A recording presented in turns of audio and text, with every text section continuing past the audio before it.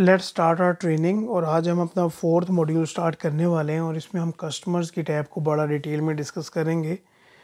इससे पहले हम सप्लायर को डिस्कस कर चुके हैं, आइटम्स को हमने देख लिया हुआ है और कंपनी में रहते हुए चेंज कंपनी सेटिंग्स को हमने देख लिया हुआ है।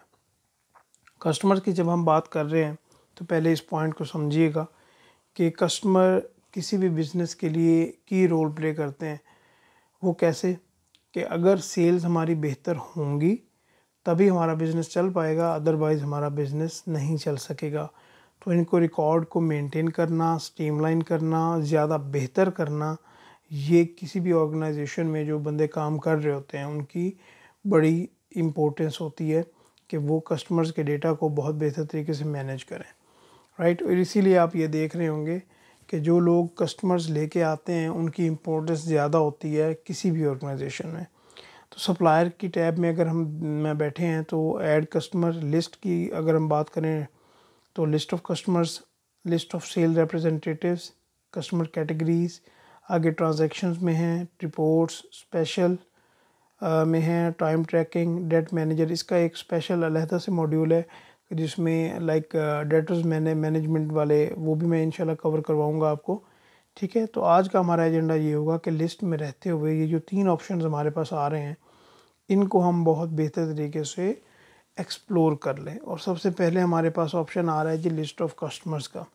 हमने अभी तक कोई कस्टमर ऐड नहीं किया तो वो हम ऐड करते हैं। आप भी मेरे साथ ऐड करेंगे। अगर आपको कोई पॉइंट बड़ा सिंपल भी लग रहा है तो आप उसको स्किप नहीं कर सकते, ये मैं आपको पहले भी बता चुका हूँ। आपको वैलिडेट करना पड़ेगा प्रैक्टिस करके।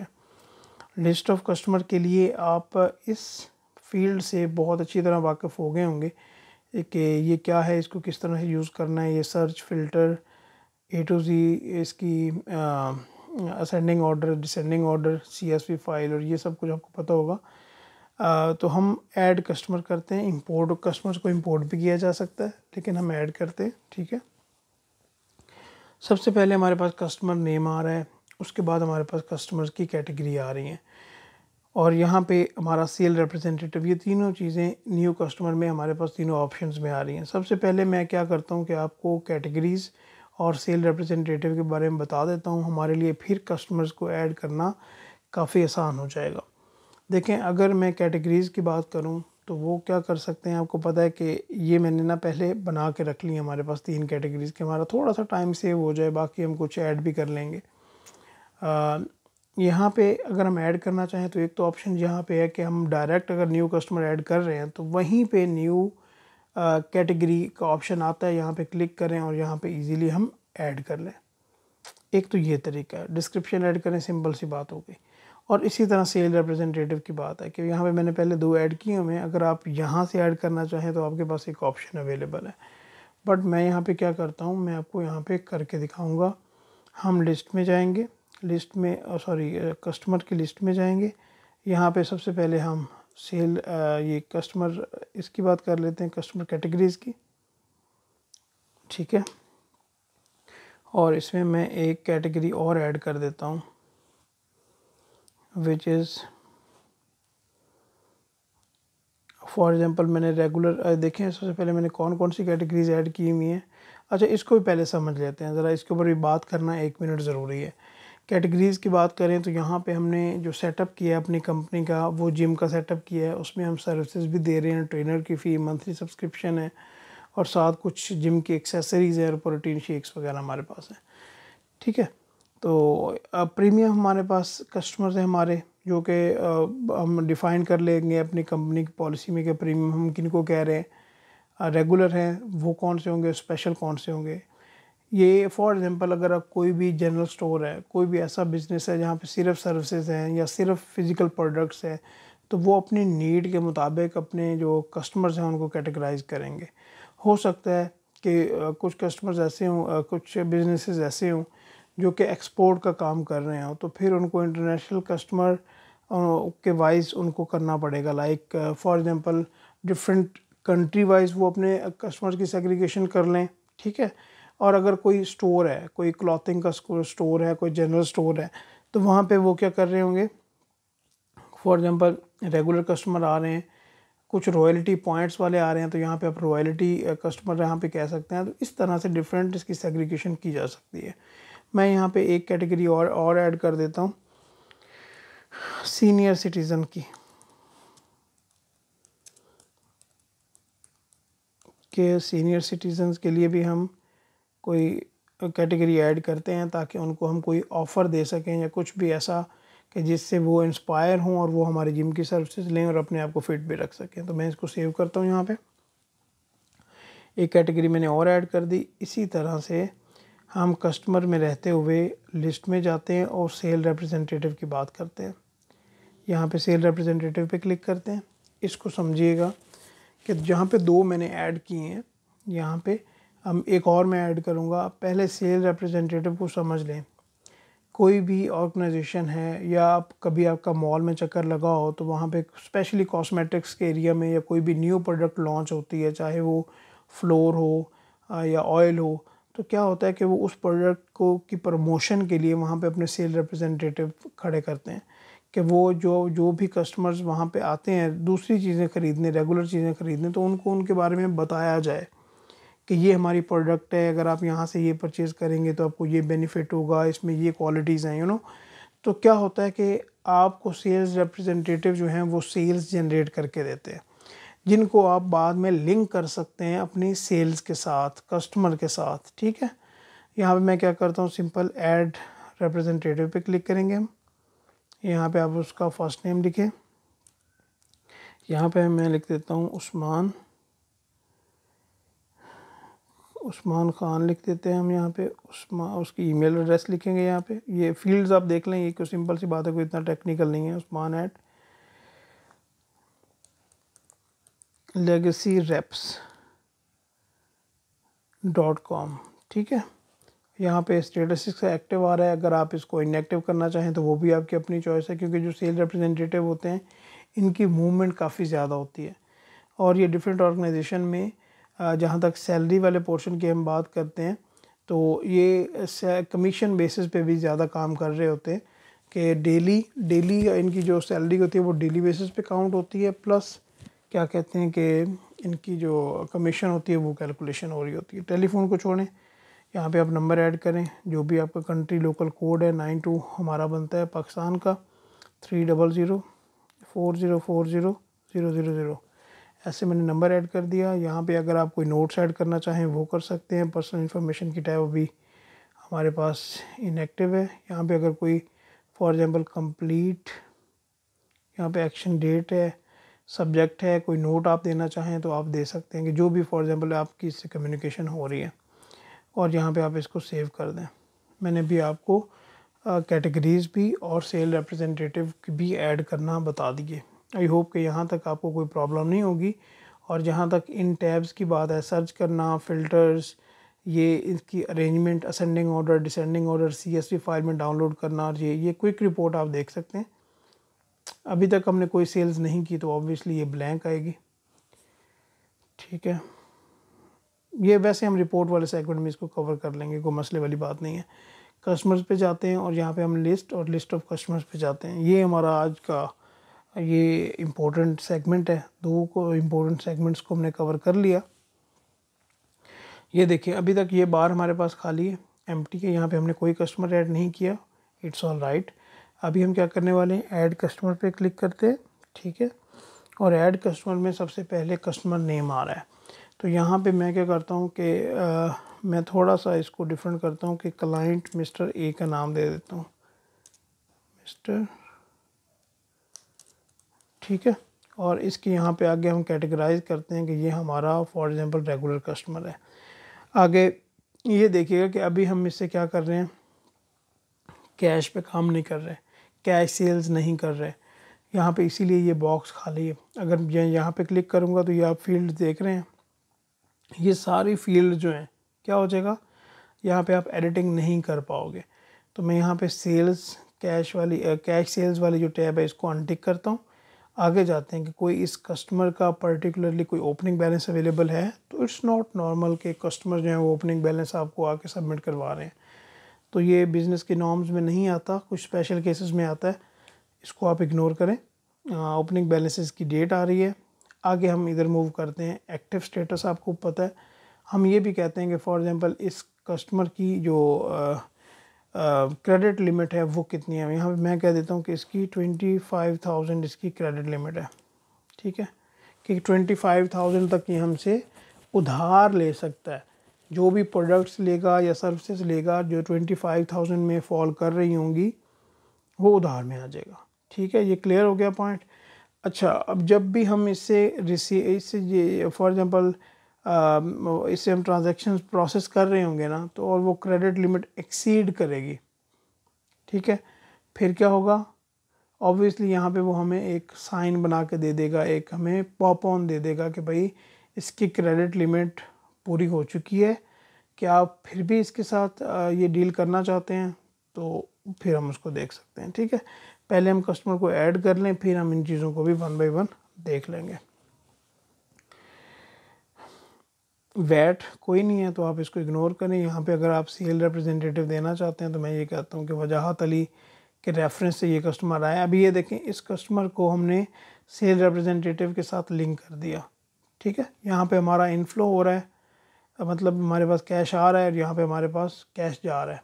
इस बात को भी समझ लीजिएगा आप। आगे हमारे पास आ रहा है जी, auto allocate receipts to old invoices.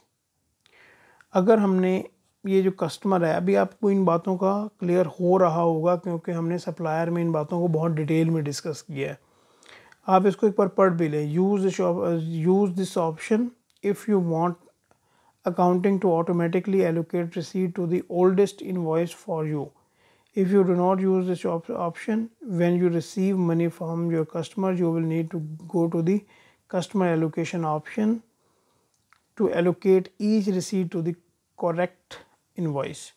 अगर ये ऑप्शन हम यहाँ पे क्लिक करते हैं तो क्या होगा कि अगर हमने इस कस्टमर के साथ पहले कोई ट्रांजैक्शंस की हुई हैं, पहले कोई इसकी अनपेड आप कह सकते हैं कि वो हमें उसने पे नहीं किया अभी तक, तो अगर कोई रिसीट हो रही है हमारी, तो हम क्या करेंगे, पहले जो 1 2 3 इनवॉइसेस ओल्ड है ना, वो रिसीट उनको एलोकेट होगी, ठीक है। अगर आप इसको अनटिक करेंगे तो फॉर एग्जांपल जो भी रिसीट होगी उसके अकॉर्डिंगली हम उसको एलोकेट कर सकते हैं, या हम सिस्टम को बता दें कि आप ऑटोमेटिकली ओल्ड को एलोकेट कर दो, या हम इसको अनटिक करके खुद मैनुअली जो रिसीट्स हैं उनको इनवॉइसेस के साथ, कस्टमर इनवॉइसेस के साथ उसको एलोकेट कर रहे होंगे।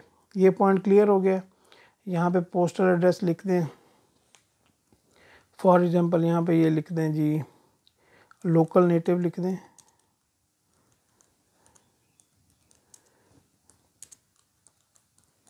अच्छा, एक को इम्पोर्टेंट बात यहाँ पे मैं आपको एक और बताना चाहूँगा, ये लाहौर का पोस्टल कोड भी यहाँ पे मैं लिख देता हूँ। इम्पोर्टेंट बात दोस्तों ये है कि जो कस्टमर होता है ना, उनकी एक एक चीज़ बहुत इम्पोर्टेंट होती है। उनकी डिटेल, उनका कॉन्टैक्ट नेम, उनकी ईमेल, मोबाइल, फैक्स के तो दौर ही ख़त्म हो गया ना। वो क्यों ज़रूरी है? जब हमने बिज़नेस के लिए प्रमोशंस रन करनी है ना, तो हमारे पास कस्टमर डेटाबेस होनी चाहिए कि हम अच्छी से अच्छी सेल्स को जनरेट कर सकें। अगर हम यहाँ पे कस्टमर ऐड कर रहे हैं, देखें यहाँ पे अगर हम उसका कोई कॉन्टैक्ट नेम नहीं लिखते, कोई ईमेल एड्रेस नहीं लिखते, टेलीफोन नहीं लिखते, ये उसका कोई अगर कोई वेब वाला सिस्टम है वो नहीं लिखते, उसका डिलीवरी एड्रेस नहीं लिखते, तो आप ये देखें कि हमें प्रमोशन के टाइम कितने इश्यूज़ हो सकते हैं, ठीक है। हमारे लिए 2 चीज़ें होती हैं, इनको भी समझिएगा। इस ये ट्रेनिंग का मकसद ये भी है कि मैं आपको थोड़ा सा अंडरस्टैंडिंग दूँ, बिज़नेस की भी थोड़ी सी अंडरस्टैंडिंग दूँ।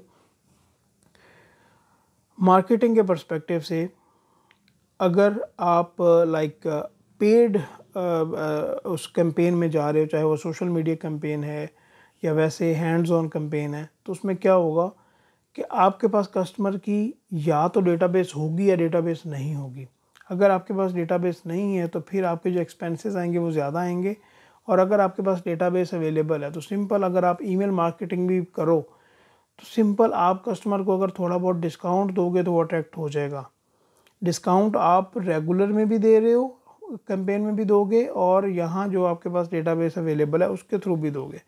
तो अगर आपके पास कस्टमर की इन्फॉर्मेशन होगी तो आपके लिए काफ़ी बेनिफिट होगा। तो यहाँ पे आप कस्टमर की सारी इन्फॉर्मेशन दें, ठीक है। फॉर एग्ज़ाम्पल ये मैं उसका यहाँ पे देख रहा हूँ, कॉन्टेक्ट नेम लिख रहा हूँ ali.rahman@gmail.com। उसकी ईमेल लिखी, टेलीफोन को छोड़ दें, ये लिख दें जी 1 2 3 4 5 6। मैं ऐसे एज्यूम कर रहा हूँ, वेब एड्रेस की ज़रूरत नहीं है, अगर है तो कोई वो भी आप मेंशन कर सकते हैं। इसी तरह आगे हमारे पास ऑप्शन आ रहा है जी invoices can be viewed online. अच्छा, ये अगर आप ऑप्शन क्लिक करते हैं तो ये देखिएगा कि जो इनवॉइसेस होंगी वो ऑनलाइन व्यू की जा सकेंगी। इसके बारे में आई थिंक मैं आपको पहले भी कंपनी, जब हम टैब में बैठे हुए थे, मैंने आपको बताया था वहाँ पे स्टेटमेंट डिस्ट्रीब्यूशन। यहाँ पे देखें, अगर तो देखिए यहाँ पे हमारे पास ऑप्शन कौन कौन से आ रहे हैं, नन, प्रिंट, ईमेल, प्रिंट और ईमेल। तो ये अगर आप यहाँ पे कोई भी ऑप्शन सेलेक्ट करेंगे तो उसके अकॉर्डिंगली एक्ट होगा। डिफ़ॉल्ट डिस्काउंट अगर आप यहाँ पे मेंशन करना चाहें तो वो कर दें कि हम पर्टिकुलरली इस कस्टमर को, क्लाइंट मिस्टर ए को हम लेट से 7.5% का जो है ना वो डिस्काउंट दे रहे हैं। यहाँ पे जब भी आप कस्टमर ऐड कर रहे हो तो आप डिफ़ॉल्ट डिस्काउंट कर सकते हैं। अच्छा, डिफ़ॉल्ट प्राइस लिस्ट अच्छा, डिफ़ॉल्ट प्राइस लिस्ट में पता क्या बात है, हमारे पास अभी 3 ऑप्शंस हैं। यहाँ पे देखिएगा, डिफ़ॉल्ट प्राइस लिस्ट है, रिटेल है, होलसेल है। ये कहाँ से चेंज होगी मैं दोबारा आपको बता देता हूँ।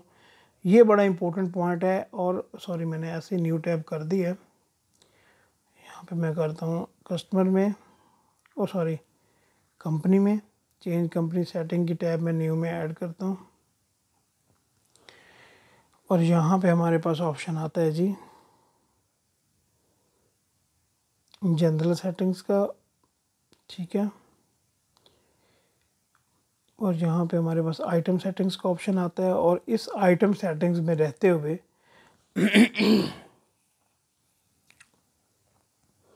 इस आइटम सेटिंग में रहते हुए हम डिफ़ॉल्ट प्राइस लिस्ट ये ऐड कर सकते हैं, ठीक है। रिटेल प्राइस लिस्ट ऐड कर सकते हैं, होलसेल प्राइस लिस्ट जो है, सॉरी मेरा थोड़ा सा गला मेरा ख़राब है, तो यहाँ पे ये हम ऐड कर सकते हैं, ठीक है।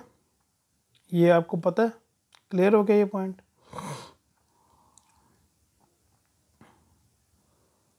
यहाँ पे हमारे पास कौन कौन से ऑप्शंस आ रहे हैं जी, सेल्स ऑर्डर, ठीक है, इनको हमने देख लिया हुआ था। ये मैंने आपका लिंक क्रिएट करना था, बताना था, ये आपको बता दिया। यहाँ से हम सिलेक्शन करेंगे किसकी भला,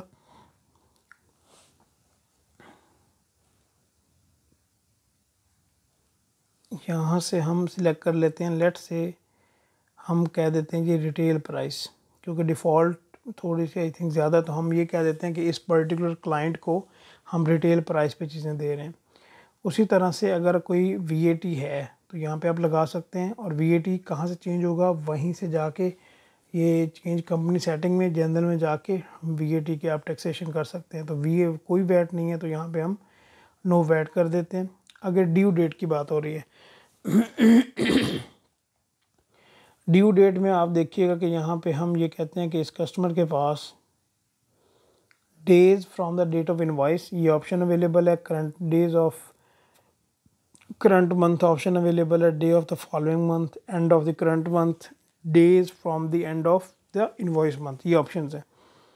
और नॉर्मली जो ऑप्शन यूज़ होता है, ज़्यादातर यूज़ होता है days from the days of invoice, तो इसको हम यहाँ पे 30 कर देते हैं, ठीक है, कि हमने उसको 30 डेज़ का टाइम देना है। और यहाँ पे उसके डिलीवरी का एड्रेस है, तो यहाँ पे आप डिलीवरी का एड्रेस भी यहाँ पे मेंशन कर सकते हैं। लेट्स से मैं यहाँ पे मेंशन करता हूँ जी गुलबर्ग,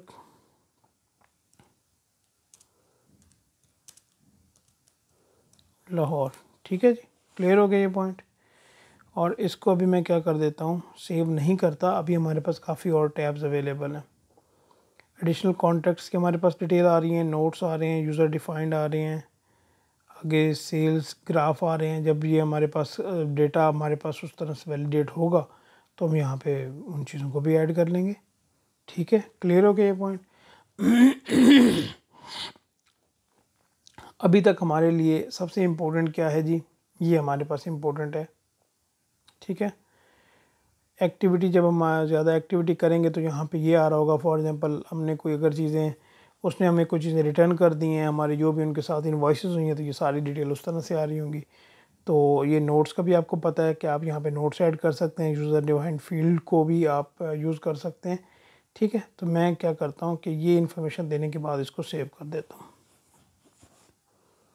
ठीक है, अभी जब हम सेव करेंगे तो फिर देखते हैं कि हमारे पास किस तरह से रिज़ल्ट्स आ रहे हैं। अच्छा जी, क्लाइंट का नेम आ रहा है, रेगुलर बैलेंस आ रहा है इसका, telephone number, mobile number, active. यहाँ से हम ग्रिड में जाते हैं और ज़रा जो कॉलम्स हमें चाहिए वो लेके आते हैं। ठीक है, एक्टिव आना चाहिए स्टेटस, बैलेंस आना चाहिए, category, contact name, telephone number की ज़रूरत नहीं है हमें यहाँ पे, सेल रिप्रेजेंटेटिव भी आ जाए, डिस्काउंट परसेंटेज है तो वो भी यहाँ पे आ जाए, और यहाँ पे और हमारे पास कौन सा ऑप्शन अवेलेबल है, ये प्राइस लिस्ट भी हमारे पास आनी चाहिए। प्राइस लिस्ट के बारे में एक्चुअली मैं आपको बताना चाहता था और इसको मैं सेव करता हूँ। थोड़े से कॉलम्स हमारे पास ज़्यादा हो गए, चलिए कोई मसला नहीं है। ये देखें, सबसे पहले क्लाइंट का नेम आ रहा है, रेगुलर, इसकी कैटेगरी, बैलेंस 0 आ रहा है हमारे पास, नेम, मोबाइल नंबर, स्टेटस इसका एक्टिव है, सेल रिप्रेजेंटेटिव वजाहत है। और ये देखिए, ये प्राइस लिस्ट में हमने पहले ही डिफ़ाइन कर लिया क्या भला, कि हम इसको रिटेल प्राइस एलोकेट कर दी इस पर्टिकुलर, हमने किसको भला, इस पर्टिकुलर क्लाइंट को। ठीक है, इसी तरह हम जितने भी यहाँ पे अपने कस्टमर्स को ऐड करते जाएंगे, उस तरह से हम उनकी जो प्राइस लिस्ट है, कोई डिस्काउंट है, हम ऑटोमेट करने के लिए कि हमें दोबारा सिलेक्ट ना करना पड़े कि भाई फॉर एग्ज़ाम्पल कौन सी हम उसको प्राइस लगाएंगे, तो हम यहाँ पे दोबारा क्या करते हैं जी, माज़रत ज़रा मेरा गला ख़राब है। मैं यहाँ पे क्या करता हूँ कि क्लाइंट मिस्टर बी ऐड करते हैं, तो 1-2 क्लाइंट ऐड करना ज़रूरी है। इसको मैं कह देता हूँ कि ये हमारा जी प्रीमियम कस्टमर है।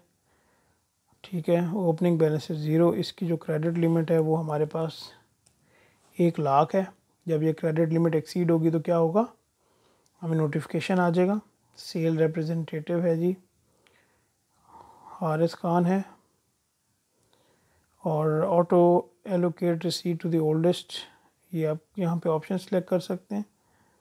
आगे पोस्टल जो एड्रेस है यहाँ पे वो मेंशन करें आप।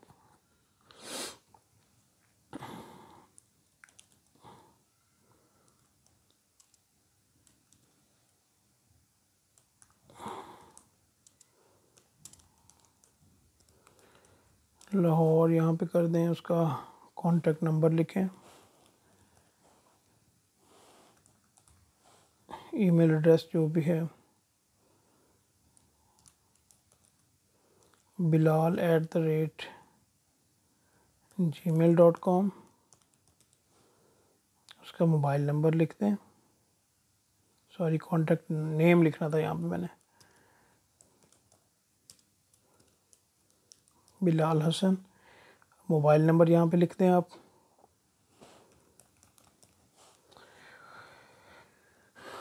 Invoice can be viewed online, बिल्कुल ठीक है। डिलीवरी एड्रेस यहाँ पे, अच्छा यहाँ पे हमारे पास ऑप्शन क्या आ रहे हैं, डिलीवरी एड्रेस में एडिशनल डिलीवरी एड्रेसेस की भी आ रहे हैं, तो हम इनको भी अपडेट कर सकते हैं अकॉर्डिंगली।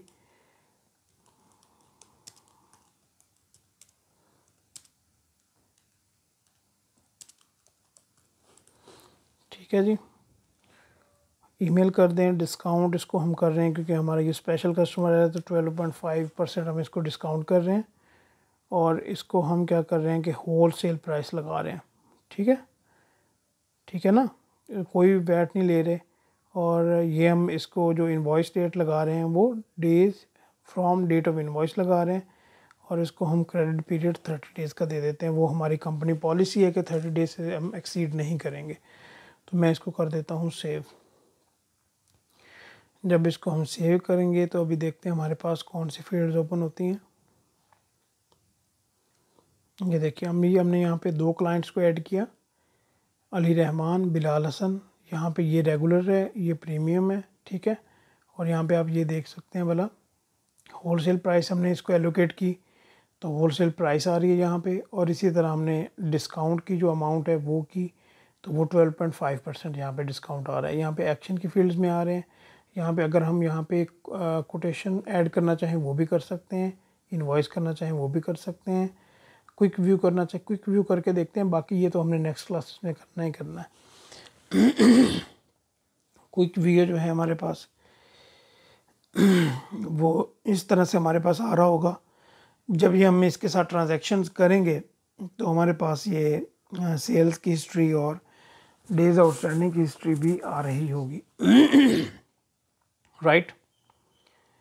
तो उम्मीद करता हूँ कि ओवरव्यू में आगे इनवॉइसेस की भी हिस्ट्री होगी, ट्रांजैक्शंस की, कोड्स की, सेल्स ऑर्डर की। जब हम सारा डेटा भर लेंगे ना इसमें, आप इस तरह कीजिएगा कि मैं नेक्स्ट क्लास में फ़र्दर और भी यहाँ पे क्लाइंट्स ऐड करके आऊँगा और आप भी इसमें कोई 2-4 क्लाइंट ऐड करें। जो आप एक काम कीजिएगा इस तरह से कि जो सेम मैं कर रहा हूँ आप इस तरह ना करें। फॉर एग्ज़ाम्पल मैं अगर यहाँ पे कोई नाम डिफरेंट दे रहा हूँ तो आप और दें। आप यहाँ पे प्राइस लिस्ट है तो आप उनको थोड़ा सा और डिफरेंट लेके चलें। बाकी कैटेगरीज़ हैं तो आप उनको डिफरेंट नेम्स दें। आप बिज़नेस भी कोई और सिलेक्ट करें ताकि आपकी जो अंडरस्टैंडिंग है ना वो ये ना हो कि कॉपी पेस्ट वाला काम हो, बल्कि आपको ज़्यादा अंडरस्टैंडिंग हो रही हो और आपका दिमाग थोड़ा खुल रहा हो। ठीक है, तो आज की क्लास हम यहीं पे रखते हैं। दोबारा मैं आपको बताता जाऊँ कि ये क्विकबुक्स ऑनलाइन और ये सेज की जो ट्रेनिंग हम कर रहे हैं ये free of cost with certifications हैं। ठीक है, और आपको इनकी सर्टिफिकेशन भी फ्री ऑफ कॉस्ट प्रोवाइड की जाएंगी और फ्यूचर में और भी इंशाल्लाह हम ट्रेनिंग्स लॉन्च करेंगे जो कि आप देखेंगे। बाकी कुछ यूनिक ट्रेनिंग्स हैं जिनमें मैं आपको बार बार बता चुका। Data analysis with Excel, advance Excel, number 2 financial statements preparation, और number 3 financial modelling and valuation. तो आप इनको ज़रूर ऑप्ट कीजिएगा और इनकी डिटेल्स आपको डिस्क्रिप्शन में मिलेंगी। काफ़ी ज़्यादा इंशाल्लाह आपको बेनिफिट होगा। तो इस क्लास को हम यहीं पे रखते हैं। अपना बहुत सारा ख्याल रखिएगा। See you in the next class. अल्लाह हाफ़िज़।